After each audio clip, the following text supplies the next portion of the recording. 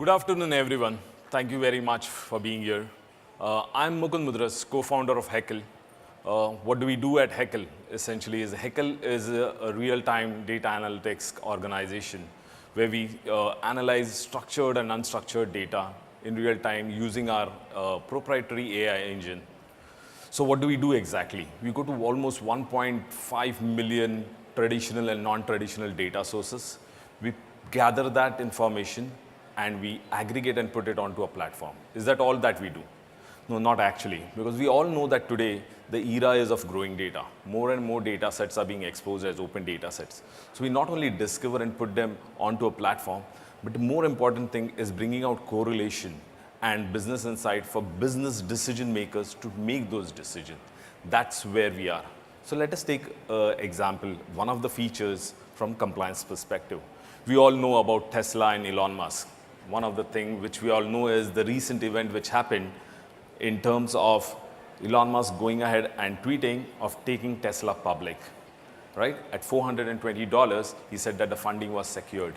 Date, 7th of August, 2018. The market started buzzing about it.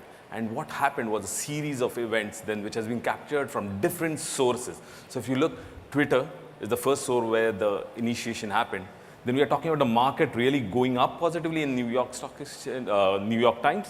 Then WSJ talking about the SEC probe that came up. And then what eventually led to the closure was a lawsuit being settled at $40 million and Elon Musk essentially stepping down as the chairman of Tesla. Now these series of events, we all know we can draft it. Can we bring out a correlation? That's what we are really good at. Now what you see in this particular graph is essentially the blue line, which is talking about the news volume which came on the legal side. The orange is essentially the news volume in total. And the yellow line which is talking about the news sentiment. If you see on the 6th of August and 7th of August when the tweet happened, essentially most of the news are all related to legal, right? And the market went up, as I said, the next day. Following the Tesla lawsuit settlement, which happened on the 30th of September, you can see again the legal news and the sentiments coming down. But this is one of the features that is there.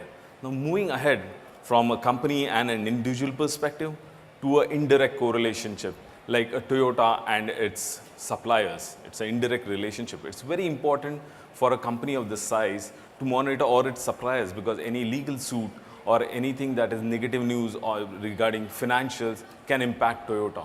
So we've added more than 100 suppliers of Toyota onto our platform and we track them from different perspectives. What we get to see here are the news which are there, which are very, very critical, which will impact Toyota. And we all know about the Tyson Group legal issues that have happened, or we are talking about the issues which came for Econ or IFB from their financial perspective and how it impacted the whole of Toyota financials. We all know about this particular big story about Takata airbags recall, right? The whole issue which shook the automobile industry and Toyota had to do a lot of car recalls globally, right?